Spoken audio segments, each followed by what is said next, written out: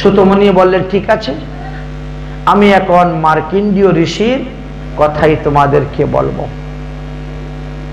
এই মার্কণ্ডেয় ঋষির বাবার নাম ছিল মৃকেন্ড ঋষি। তারা কাশীতে বাস করতেন। ব্রাহ্মণ পরিবারে তাদের জন্ম। কিন্তু মৃকেন্ড ঋষি বিবাহিত জীবনে বহুদিন গত হয়ে যাচ্ছে, কোনো সন্তান আদি উৎপন্ন হচ্ছে না। সন্তান প্রাপ্তির লালায় তিনি লালায়িত, সন্তান হচ্ছে না। একদিন এক সাধু বাবার কাছে গিয়েছেন, সাধু বাবা আপনি কৃপা করো যাতে আমার একটি পুত্র সন্তান হয়, কারণ অপুত্রস্য গতি নাস্তি স্বর্গে নৈব কদাচন। যার পুত্র সন্তান নাই সে কখনো স্বর্গেও যেতে পারে না। যেন তেন প্রকারেণ পুত্র উৎপাদয়ের কারণ, এই জন্য পুত্র সন্তান প্রাপ্তির জন্য আমি কত কিছু করে যাচ্ছি, কিছুতেই সন্তান হচ্ছে না। সাধু বলছেন, এত কিছু করার পরেও যে সন্তান হচ্ছে না, তো আমার কথায় কি সন্তান হবে? আমি কি ভগবান? আমি তো ভগবান নয়, আমার কথায় সন্তান হবে না। আরে বাবা, তুমি যখন কাশীতে বাস করতেছ, যাও কাশী বিশ্বনাথকে জানাও। সাক্ষাৎ মহাদেব বসে আছেন কাশীতে, মহাদেবের চরণে জানাও। বসে গেলেন মহাদেবের তপস্যা করতে। তপস্যা করতে করতে করতে করতে মহাদেব তিনার তপস্যায় সন্তুষ্ট হয়ে গেলেন। সন্তুষ্ট হয়ে এসেছেন। বলো মৃকণ্ড ঋষি, তুমি কেন আমার ঘোর তপস্যা করতেছ? কি চাও? তুমি যা চাইবে তাই দেব। হে দেবাদিদেব মহাদেব, আমি একটি পুত্র সন্তান চাই, এই জন্যই আমার তপস্যা। পুত্র সন্তান চাচ্ছ? তো তুমি কিরকম পুত্র সন্তান চাও? তার মানে বুঝলাম না। আরে বাবা, সৎপুত্র চাও, সুপুত্র চাও না কুপুত্র চাও? মৃকণ্ড ঋষি বলছেন, আমি এত কিছু মারপেজ বুঝি না, সোজা সরল মানুষ, এত বুদ্ধি শুদ্ধি আমার মাথায় নাই। সুপুত্র কাকে বলে আর কুপুত্র কাকে বলে এটাও তো বুঝি না, কোনটা নিলে ভালো হবে সেটাও তো বুঝি না। মহাদেব বলছেন, আরে তুমি বুঝো না, সুপুত্র, সুপুত্র মানে সুনাম অর্জন করবে, ভালো ভালো কাজ করবে, তোমাকে খুব সেবা করবে, যত্ন করবে, আদর করবে, হ্যাঁ, তার খুব মান যশ প্রতিষ্ঠা হবে, সবাই তোমার পুত্রের নামে তোমাকে যশ গান গাইবে, সুপুত্র হইবে। কিন্তু সুপুত্রের পরমায়ু হবে অল্প, সুপুত্ররা বেশি দিন বাঁচে না, তার পরমায়ু অল্প হবে। আর যদি কুপুত্র নেও তাহলে তার লম্বা চূড়া দীর্ঘ পরমায়ু থাকবে। কুপুত্র তো সবসময় কুকাজ করবে, আকাম কুকাম করবে, কুলকে নরকে নিবে। এমন বেশি দিন পুত্রমুখ দেখতে চাইলে কুপুত্র, আর কম দিন দেখতে চাইলে সুপুত্র। তুমি বলো এখন কিরকম পুত্র চাও? মৃকণ্ড ঋষি বড় চিন্তার মধ্যে পড়ে গেছেন। আমি সুপুত্রই চাই। আচ্ছা, তথাস্তু। তো আমি যে তোমাকে বর দিচ্ছি সুপুত্রের, এই কথা কারো কাছে বলবে না, কথাটা কিন্তু গোপন রাখবে। কথাটা বললে তোমার মৃত্যু হয়ে যাবে।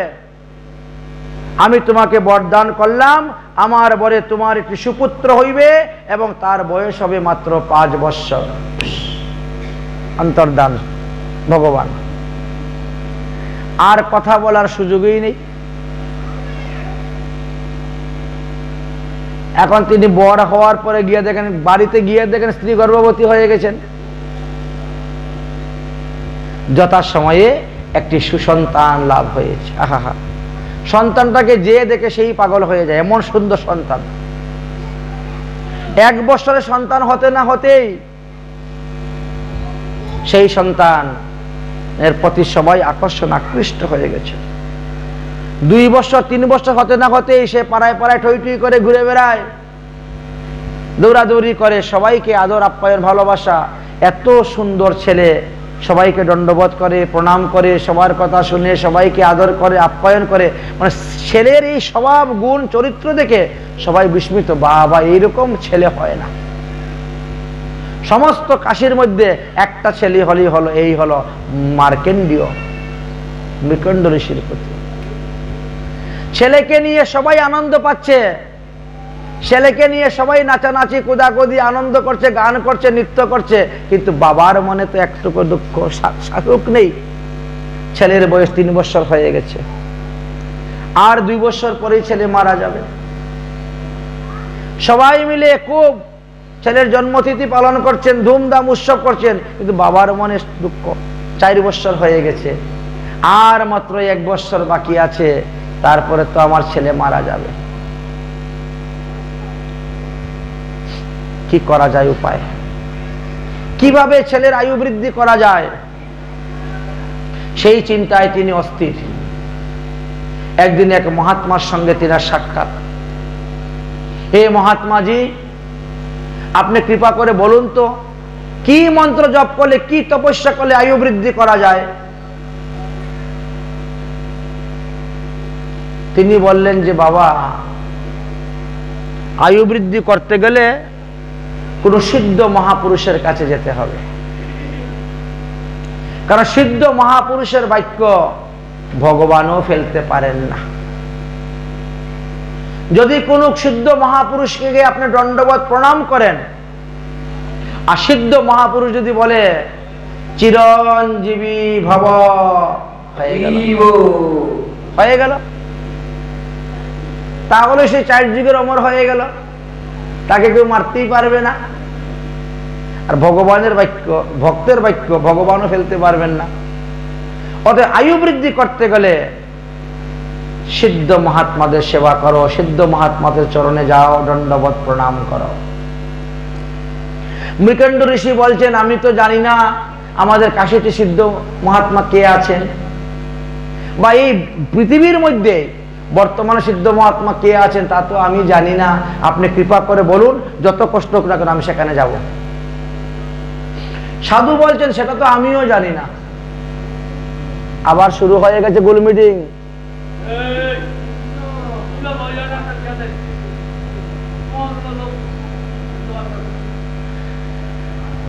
সিদ্ধ মহাত্মা যে কোথায় আছে সেটা তো আমিও জানি না, তাহলে কি করা যায়? সাধু বাবা বলেন, তাহলে এক কাজ করো, আজকে থেকে যত সাধু দেখবা সব সাধুকে সিদ্ধ মহাত্মা মনে করি প্রণাম করতে থাকো। তুমিও জানো না সিদ্ধ মহাত্মা কোথায় আছেন, আমিও জানি না সিদ্ধ মহাত্মা কোথায় আছেন, তাহলে কি করতে হবে? যত সাধু মহাত্মাদেরকে দেখবেন তাদেরকে সিদ্ধ মহাত্মা মনে করেই দণ্ডবত প্রণাম করবেন। এই কথাই হলো ঠিক। তার মধ্যে যদি দণ্ডবত প্রণাম করতে করতে করতে করতে করতে করতে দৈব যুগে কোনো সিদ্ধ মহাত্মাকে পড়ে যায়, তাহলে তো কল্যাণ মঙ্গল হয়ে গেল। অতএব প্রণামে সর্বদুঃখ হানিসার, তুমি প্রণাম করো। প্রণামকে বলা হয়েছে যজ্ঞ। নমস্কারং স্মৃতং যজ্ঞম সর্বযজ্ঞশ্চ উত্তমম নমস্কারেণ একেন নরম প্রত্যম হরিম ব্রজেত। এই প্রণামটা এমন এক বস্তু, যারা কায়মন বাক্যে সাধুগুরু বৈষ্ণবকে প্রণাম করে যাচ্ছেন, ভগবানকে প্রণাম করে যাচ্ছেন, একবার প্রণাম করলে 100 জন্মের পাপ নষ্ট হয়ে যায়। যারা শ্রীকৃষ্ণ প্রণাম আমি পুনরন্ন ভবায়, ভগবানকে প্রণাম করলে আর মাতৃগর্ভে আসতে হয় না। আর ভগবানের ভক্তদেরকে প্রণাম করলে তো আরো লাভ, কারণ ভক্তদের হৃদয়েই তো ভগবান থাকেন। অতএব প্রণাম করো, প্রণাম করো।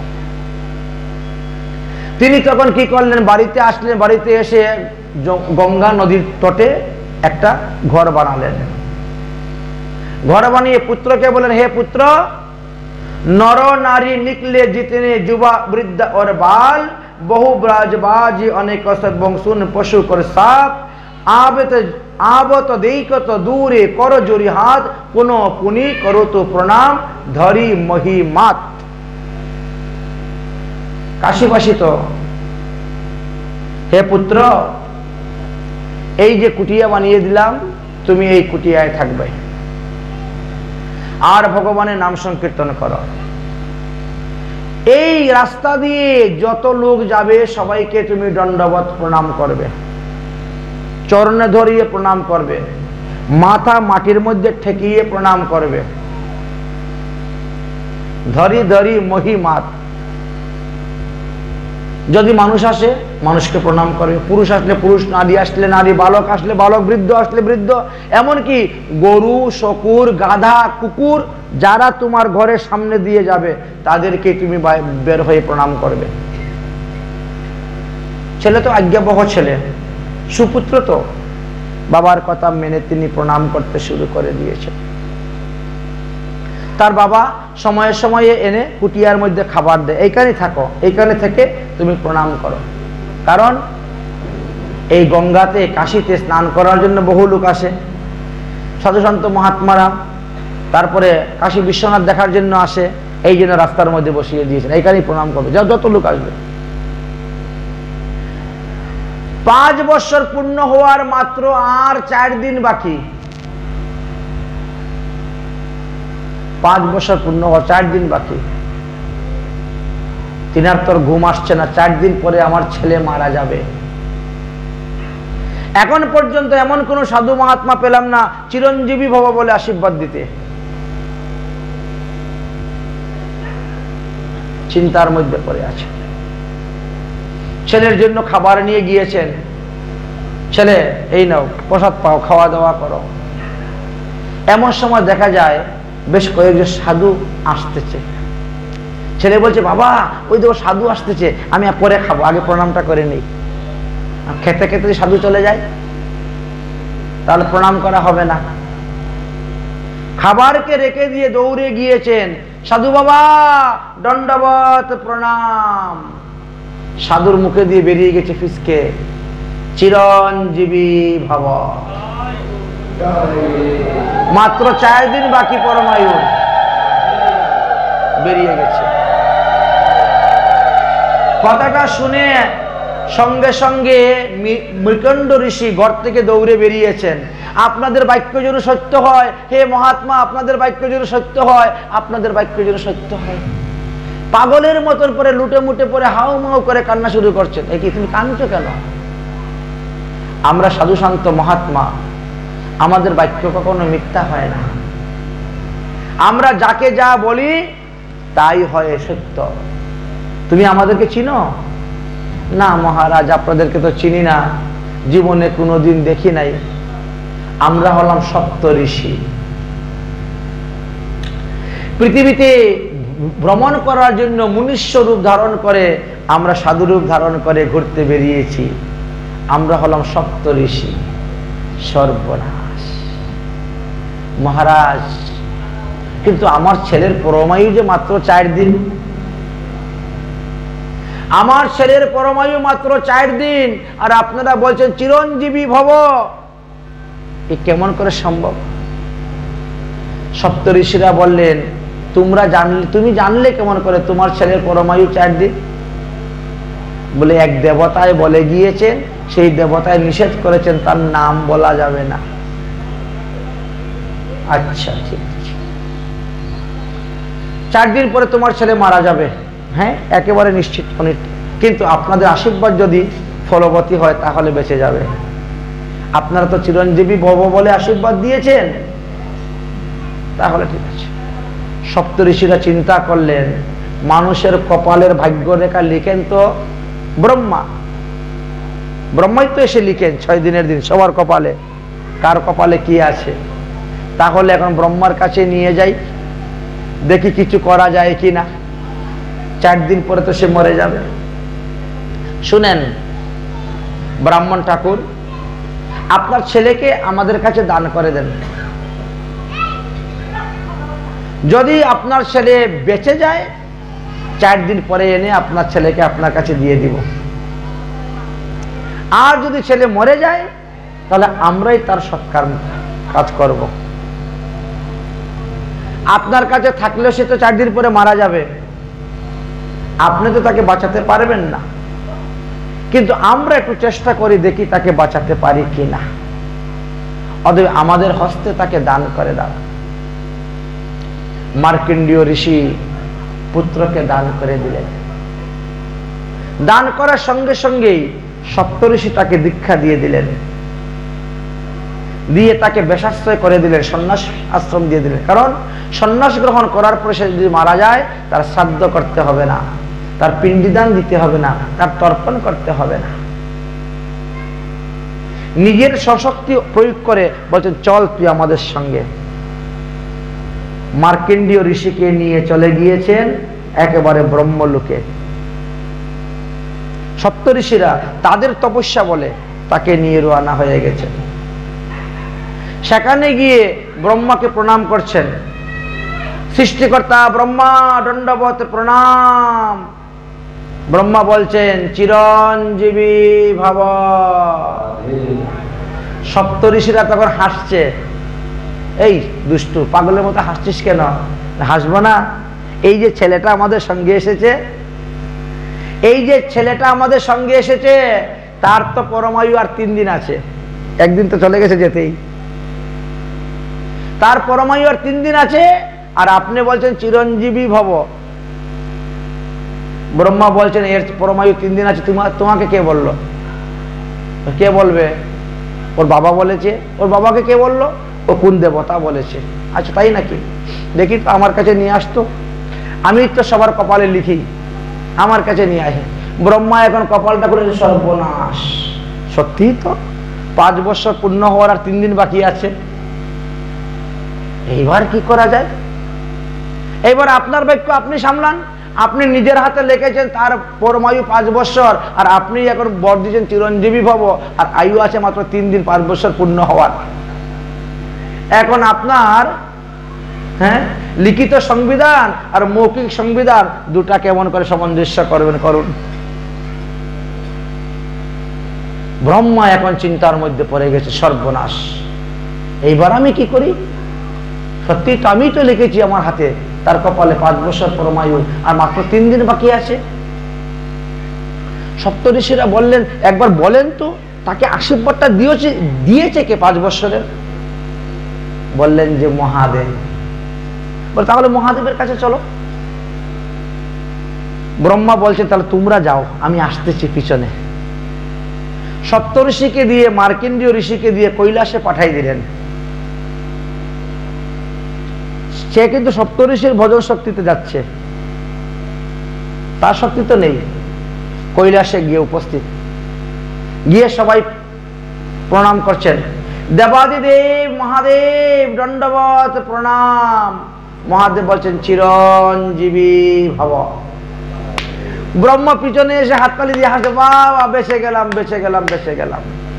সপ্তঋষিরা বলছেন, হাসতেছেন। মহাদেব বলছে, কি ব্যাপার, হাসছো কেন? কি বেঁচে গেলে আর কি ভাই মরে গেলে? তোমার আবার এখন মৃত্যুর সময় আসছে নাকি? ব্রহ্মা বলছেন, বড় বিপদে পড়েছিলাম। বলে কেন? বলে এই ছেলেটা দেখেন তো চিনতে পারেন কিনা। মহাদেব বলছে, কে, কার ছেলে? এই তোমার নাম কি? বলে আমার নাম মার্কেন্ডীয় ঋষি। বাড়ি কোথায়? কাশীতে। বাবার নাম কি? মার্কেন্ডীয় ঋষি। ওহো, আমি তো তাকে বর দিয়েছিলাম। সে তো নিঃসন্তান ছিল, তো কি হয়েছে এখানে হঠাৎ করে আগমনের কারণ কি? বলে মহারাজ, আমাদের সবার আগমনের কারণ হলো এই শিশুর আর মাত্র 2 দিন পরমায়ু আছে। একদিন রাস্তা চলে যাচ্ছে যেতে যেতে, আর 2 দিন পরমায়ু আছে, মানে আজকের দিন আছে, আগামীকালকে সে মারা যাবে। অথচ আমার 5 বছর পূর্ণ হয়ে যাচ্ছে, আর আপনি বলছেন তাকে চিরঞ্জীবী ভব। আপনি তাকে বর দিলেন 5 বছর পরমায়ু, আর আজকে আপনি তাকে বর দিয়েছেন চিরঞ্জীবী ভব। এখন আপনার বাক্য আপনি কিভাবে রক্ষা করবেন সেটা আপনি জানেন, আমরা চললাম। মহাদেব বড় চিন্তার মধ্যে পড়ে গেলেন। সত্যি তো, এখন দেখা যাচ্ছে মহাদেব এখন কূটনীতি বুদ্ধি প্রয়োগ করবেন। এখন ঠিক আছে, যাও। চলে গেছেন ব্রহ্মা, চলে গেছেন সপ্তঋষি। মহাদেব বলছেন, তুমি এখানে বসে ভজন করো, তুমি এখানে বসে ভজন করো, এই আসন ত্যাগ করে তুমি উঠবে না। যদি আসন ত্যাগ করে উঠো তাহলে কিন্তু তোমার মৃত্যু হয়ে যাবে, আর যদি আসন ত্যাগ না করো তাহলে তোমাকে কেউ মারতে পারবে না। তুমি আসনের মধ্যে বসেই তুমি ভজন করতে শুরু করো, ভগবান শ্রীকৃষ্ণের ভজন করো। ভজন শিখিয়ে দিলেন, সাধন শিখিয়ে দিলেন, করতে থাকো। আমি আছি তোমার পাশে অদৃশ্য অবস্থায়, আমাকে তুমি দেখবে না কিন্তু আমি তোমাকে দেখব। যদি কোনো বিশেষ বিপদে পড়ো আমাকে তুমি ডাকবে, তখন আমি আসব তোমার কাছে। তোমাকে আসন থেকে উঠার জন্য দেখবে বড় বড় সর্প আসবে, ভয় দেখাবে, বাঘ আসবে, সিংহ আসবে, হাতি আসবে, আগুনের লুক্কা আসবে, বন্য পশু কুকুর শৃগাল আসবে, কেউ কেউ ঘেউ ঘেউ করবে, এমন ভয় দেখাবে কি তুমি কিন্তু আসন ছেড়ে উঠবে না। আসন ছেড়ে উঠলেই কিন্তু তোমার মৃত্যু। কোনো অবস্থায় তুমি আসন ত্যাগ করবে না। ঠিক আছে, বসে ভজন শুরু করে দিলেন। দেখতে দেখতে 24 ঘন্টা পার হয়ে গেল। এবার মৃত্যুর সময়। মৃত্যুদূত আসলো। মৃত্যুদূত এসে এরকম ভয় দেখাতে শুরু করলো। সে তো আগেই মহাদেব সতর্ক করে দিয়েছেন, সে তো কিছুতেই আসন থেকে উঠে না। এখন মৃত্যুদূত তাকে নিবে কেমন করে? ওই আসন থেকে নেওয়ার অধিকার নাই, ধরতে পারবে না, স্পর্শ করতে পারবে না, শত চেষ্টা করে পাচ্ছে না। মৃত্যুদূত দৌড়ে গিয়ে যম মহারাজকে বলছে, যম মহারাজ আমি তো তাকে আসন থেকে উঠাতে পারছি না, তো আনবো কেমন করে? যে আসন সিদ্ধ করে বসে আছে উঠাতে পারছি না। যম মহারাজ তখন গিয়েছেন মৃত্যুকে সঙ্গে করে নিয়ে, লম্বা একটা রশি নিয়েছেন, রশি ঘুরিয়ে তার গলার মধ্যে যে টান মেরে এখন আসন থেকে নিয়ে আসতে হবে। এইভাবে এখন রশি ঘুরিয়ে ঘুরিয়ে ওর গলার মধ্যে পড়ে গেছে, টান দিবেন, তখন সে চিৎকার করে উঠেছে, মহাদেব মুঝে বাঁচালো। দেবাদিদেব মহাদেব প্রকট, ওম নমঃ শিবায় বলে যে শিবলিঙ্গকে ধরেছে, মহাদেব প্রকট হয়ে গেছে। দাঁড়াও যমরাজ, তুমি এই ছেলেটাকে এইভাবে নিয়ে যাচ্ছ কেন? তার তো শেষ পরমায়ু, তার তো 5 বছর পূর্ণ হয়ে গেছে, নিয়ে যাচ্ছে এই জন্য। 5 বছর পূর্ণ হয়ে গেছে? কে বলেছে তোমাকে? কেন? তার কপালে লেখা, এই দেখেন কপালে লেখা আছে। আরে কপালে লেখা আছে তো 5 বছর, এটা ব্রহ্মায় তো লিখেছে। হ্যাঁ, 5 বছর বরটাকে দিয়েছে। বর তো আপনি দিয়েছেন, আমি দিয়েছি, তুমি দেও নাই তো? বলেন না। ব্রহ্মা দেয় নাই তো? বলেন না। আমি দিয়েছি। তো আমি যদি 5 বছর পরমায়ু দিয়ে থাকি, তো আমার হিসাবেই তো 5 বছর হবে। বরটা তো আমি দিয়েছি 5 বছর, তাহলে আমার হিসাবে 5 বছর হবে, ব্রহ্মার হিসাবে 5 বছর হবে না, মনুষ্যদের হিসাবে 5 বছর হবে না। কথা ঘুরিয়ে দিয়েছেন। তাহলে আপনার হিসাবে? বলে আমার হিসাবের 5 বছর। জানো, আমার পরমায়ুতে 10 জন ব্রহ্মার পতন হয়।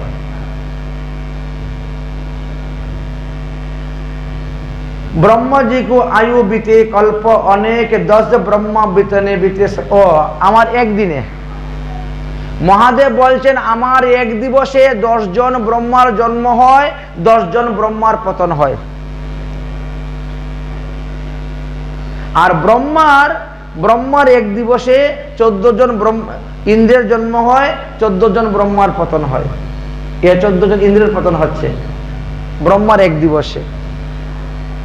আর ইন্দ্রের এক দিবস সমান আমাদের 365 দিনে 1 বছর। আমি কি মানুষের হিসাবে 5 বছর বর দিয়েছি নাকি? আমি যখন বর দিয়েছি তো আমার হিসাবে বর হবে 5 বছর। অতএব তুমি তাকে নিয়ে যেতে পারার কোনো অধিকার নাই, তুমি তাকে নিয়ে যেতে পারবে না। এই মার্কণ্ডেয় ঋষির যত বছর পরমায়ু, তার মধ্যে তোমাকে যে কতবার আসতে হবে আর ব্রহ্মাকে যে কতবার আসতে হবে তার কোনো অন্ত নাই। যাও, তাকে নিয়ে যাওয়ার অধিকার তোমাদের নাই। মার্কণ্ডেয় ঋষি মুক্ত হয়ে গেলেন। মহাদেব বলছেন, যাও পুত্র, এবার তুমি গিয়ে বসে কৃষ্ণ ভজন করো। তুমি অমর হয়ে গিয়েছ, আমার পরমায়ু হিসাবে তুমি 5 বছর পরমায়ুতে থাকবে আমার হিসাবে। বাঁচিয়ে নিয়ে চলে গেলেন।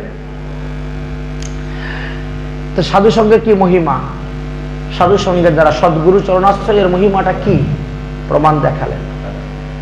ভজন করতে করতে ভজন করতে করতে করতে করতে 7 বার পৃথিবী প্রলয় হয়েছে, 7 বার মহাপ্রলয় হয়েছে, 7 বার পৃথিবী সৃষ্টি হয়েছে, প্রাণীকুল সৃষ্টি হয়েছে, কিন্তু তিনি কিছুই জানতে পারলেন না। তিনি তপস্যায় সিদ্ধি লাভ করার পরে যখন ভগবান এসে উপস্থিত হয়ে বললেন, তুমি তপস্যায় সিদ্ধি লাভ করেছো, অতএব তুমি আমার কাছে বর চাও। তখন বললেন, আপনার সৃষ্টি এবং স্থিতি আমি দেখতে চাই, কিভাবে কল্প পরিবর্তন হয়, কিভাবে পৃথিবী জলমগ্ন হয়ে যান, আবার পৃথিবী কিভাবে জল থেকে উঠে আবার সৃষ্টি কার্য আরম্ভ হয়, সেটা আমি দেখতে পাই। ভগবান বলছেন, তথাস্তু তাই হবে। বলেই ভগবান অদর্শন হয়ে গেলেন। সঙ্গে সঙ্গে মুষলধারে বৃষ্টি শুরু হয়ে গেল। এমন ভাবে বৃষ্টি শুরু হলো, 7 দিনের মধ্যে পৃথিবী জলমগ্ন। তিনার ভজনস্থলী জলমগ্ন। তখন তিনি কি করেন, মাথার জটাটাকে খুলে দিয়ে জটার উপরে বসেছেন। এই পৃথিবীর মধ্যে একমাত্র তিনিই বেঁচে জীবিত আছেন, আর কেউ জীবিত নাই। এইভাবে বহু কল্পকাল চলছে, অন্ধকারময়। কি বড় বড় ঢেউ, ভয়ঙ্কর। মার্কণ্ডেয় ঋষি বড় বিপদের মধ্যে পড়ে গেলেন। শত শতবার ভগবানকে ডাকেও আর ভগবানকে পাচ্ছেন না। তিনার দুঃখ দুর্দশার আর অন্ত রইল না। জলে ভিজছেন, বৃষ্টি শুকাচ্ছেন, আর এই সমুদ্রের মধ্যে ভেসে বেড়াচ্ছেন একা। কত বড় বড় প্রাণীগণ আসছে ওনাকে খাওয়ার জন্য, ভয়ে চোখ মুজে নিচ্ছেন, অন্তর্ধান হয়ে চলে যাচ্ছে। এইভাবে বহু বৎসর অতীত হওয়ার পরে হঠাৎ দেখতে পেলেন একটা বট গাছ দেখা যাচ্ছে। আরে বাবা, এই বট গাছটা মনে হয় সব থেকে উচ্চ স্থানে, এটা বিশ্ব ব্রহ্মাণ্ডের মধ্যে। এই জন্য বট গাছটা এখনো ডুবে নাই, আর সব ডুবে গিয়েছে। ভগবান বলছেন না, বৃক্ষের মধ্যে আমি অশ্বত্থ বৃক্ষ। তাহলে এই বৃক্ষটা মনে হয় ভগবান স্বরূপ বৃক্ষ, অশ্বত্থ বৃক্ষ, এই জন্য এটা ডুবে নাই। যাই, তাহলে এই গাছের উপরে উঠে একটু বসবো। এতদিন ধরে জলে থাকতে থাকতে ভাল লাগছে না। বৃক্ষের নিকটে যখন গিয়েছেন, তখন দেখেন বট গাছের পাতার মধ্যে একটা ছোট শিশু শয়ন করতেছে। অঙ্গুষ্ঠ পরিমাণের এক শিশু। আহারে, এই ছেলের মা বাপ সব মনে হয় মরে গিয়েছে, হয়তো গাছের ডালের মধ্যে রেখেছিল, গড়াগড়ি করতে করতে পাতার মধ্যে চলে এসেছে। এই শিশুটা যদি পড়ে যায় তাহলে মারা যাবে, অতএব আমি এই শিশুটাকে কুলে নিব। শিশুর পাশে যখন গিয়েছেন, শিশু তখন নাক দিয়ে শ্বাস টান দিয়েছে। এমনি মার্কণ্ডেয় ঋষি শিশুর নাকের দিয়ে ঢুকে গেছেন, ঢুকে ওই শিশুর পেটের ভিতরে চলে গেছেন। যাওয়ার পরেই দেখেন তিনি এক মস্ত বড় শহরের মধ্যে পড়েছেন। 10 তলা 20 তলা বিল্ডিং, লক্ষ লক্ষ লোকের ভিড়, হাজার হাজার দোকানপাট খোলা, মানুষের ভিড় বার। এ আবার কোন ব্রহ্মাণ্ডের মধ্যে এসে পৌঁছে গেলাম? এই শিশু কে? যে শিশুর পেটের ভিতরে ব্রহ্মাণ্ড। বেঁচে গেলাম বাবা, এক ব্রহ্মাণ্ড থেকে আরেক ব্রহ্মাণ্ডতে ঢুকে গেলাম। উফ, ভালো হয়েছে। কি কষ্ট, কি দুঃখ পেলাম সেই ব্রহ্মাণ্ডের মধ্যে, সমস্ত জলমগ্ন হয়ে গেছে। শিশু যখন শ্বাস ত্যাগ করেছে, আবার এসে জলের মধ্যে পড়ে গিয়েছেন। যা, এই তো সৃষ্টি আর প্রলয় দেখাচ্ছেন। এইভাবে একবার নয়, দুবার নয়, 7 বার তাকে শ্বাস টেনে ভিতরে নিয়ে যাচ্ছেন, আর এক একটা ব্রহ্মাণ্ডকে দর্শন করাচ্ছেন, আবার এনে ফেলে দিচ্ছেন। এইভাবে বহু ব্রহ্মাণ্ডের কথা বললেন, বহু ব্রহ্মাণ্ডকে দর্শন করলেন ভগবান মায়ার দ্বারা। মার্কণ্ডেয় ঋষিকে দেখাইলেন, এই হলো আমার সৃষ্টি, এই সৃষ্টি তত্ত্বের কথা আমি তোমাকে দেখাইলাম। ভগবানের অঙ্গ উপাঙ্গ আয়ুধ সহ সূর্যের শ্রেণীবিভাগের কথা তারপরে বর্ণন করলেন। 12 জন সূর্যের কথা আলোচনা করলেন। কোন কোন সূর্য কিভাবে, কখন, কোন সময়ে, কোন নক্ষত্রে অবস্থান করেন, সেই সমস্ত কথা বর্ণন করে গিয়েলেন। এই সূর্য হলেন আমাদের কালস্বরূপ। তিনি এক একটা দিন যাচ্ছে, আমাদের দেহ থেকে এক একটা আয়ু কমে যাচ্ছে। ইনি কাল রূপে আমাদের কাছে আছেন। আমরা কালকে জয় করতে পারি নাই।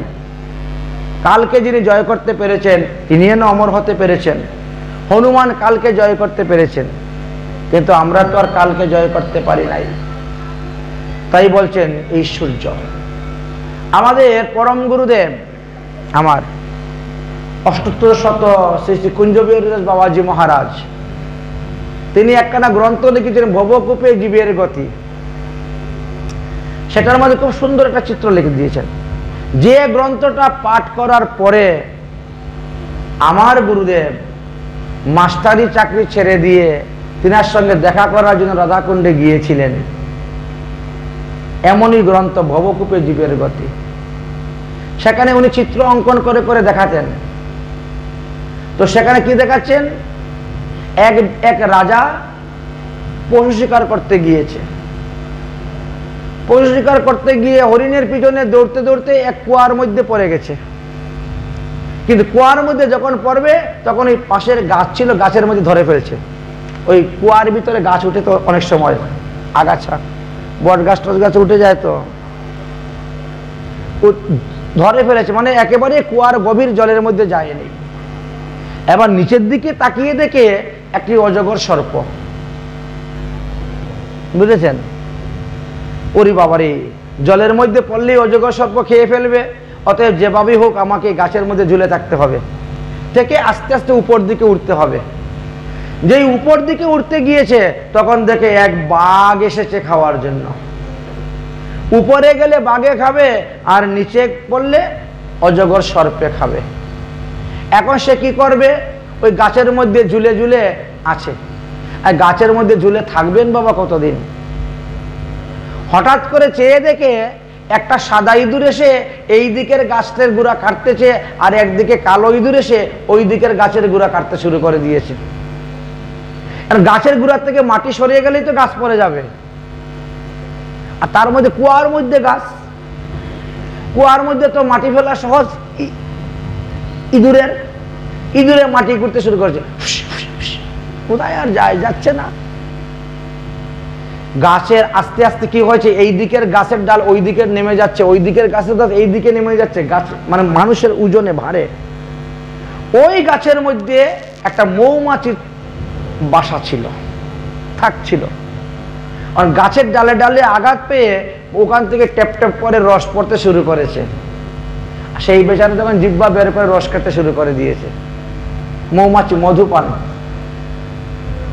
দেখালেন যে ওই সময়ে তার কর্তব্য কি ছিল? সেই সময় কি তার মধুপান করার কর্তব্য? না, কারণ একটু পরেই গাছ দুইটা পড়ে যাবে, আর গাছ দুইটা পড়ে গেলেই তিনি সাপের পেটে চলে যাবেন। সাপ কালরূপী সর্প। এই জন্য ভাগবতে বললেন, কালো বালো মুখাগ্রাস ত্রাস নির্ণানি হেতবে শ্রীমদ্ ভাগবতী বার্তা কলৌ রূপেণ ভাষিতম। আমরা সবাই কালরূপী সর্পের মুখের মধ্যেই বসে আছি, অতীত কাল, বর্তমান কাল, ভবিষ্যৎ কাল। সাপ যখন তার মুখ বন্ধ করবে তখনই মারা যাব। তো মৃত্যু অনিবার্য জেনেও আমরা মধুপানে মত্ত হয়ে থাকি, মৃত্যুর কথা ভুলে যাচ্ছি। ওই সময় তার কর্তব্য ছিল ভগবানকে ডাকা, ঈশ্বরকে ডাকা, ঠিক না? চিৎকার করা, তাহলে কেউ না কেউ শুনবে, সামনের বাঘকে সরিয়ে দিবে, তাকে তুলে উদ্ধার করবে। কিন্তু না, তা না করে তিনি মধুপানে মত্ত হয়ে গেলেন। শেষে তার ব্যাখ্যা দিলেন যে এই জীব হলো আমাদের জীবাত্মা। আমরা একটা নির্দিষ্ট আয়ু নিয়ে এসেছি, মানে দুটা বৃক্ষের মধ্যে, আয়ুর মধ্যে আমরা ঝুলতেছি। এই আয়ুটা নাশ করতেছে কে? চন্দ্র আর সূর্য। দিন হলো সাদা ইঁদুর, রাত হলো কালো ইঁদুর। এরা কিন্তু মাটি খুঁড়তে শুরু করেছে, আয়ু কমতেছে। একটা দিন চলো, একদিন চলে গেল জীবন থেকে, একটা রাত গেল, একটা রাত জীবন থেকে চলে গেল আমাদের। অতএব আমরা জানি যে আমরা মরব, স্ত্রীপুত্র বন্ধু যত মরিয়ে যাচ্ছে শত শত আমাকেও মরতে হবে, আমরা মরার জাত, জন্মসই ধ্রুবমৃতম। তারপরেও আমরা মৃত্যুর আগে অনিত্য দেহ দিয়ে নিত্য বস্তু লাভ করার চেষ্টা করি না। আমরা বিষয়ে মত্ত হয়ে যাই, মধুপানে মত্ত হয়ে যাই। এই কেন দেখালেন সেই সূর্যের কথাই বললেন। দাদা নামক সূর্য কৃতদ্যতি অস্পরা আদি এবং হেতি রাক্ষসকে সঙ্গ করে নিয়ে, বসুকি সর্পকে সঙ্গ করে নিয়ে, পুলস্ত ঋষিদেরকে সঙ্গ করে নিয়ে তিনি চৈত্র মাসে এসে উদিত হন।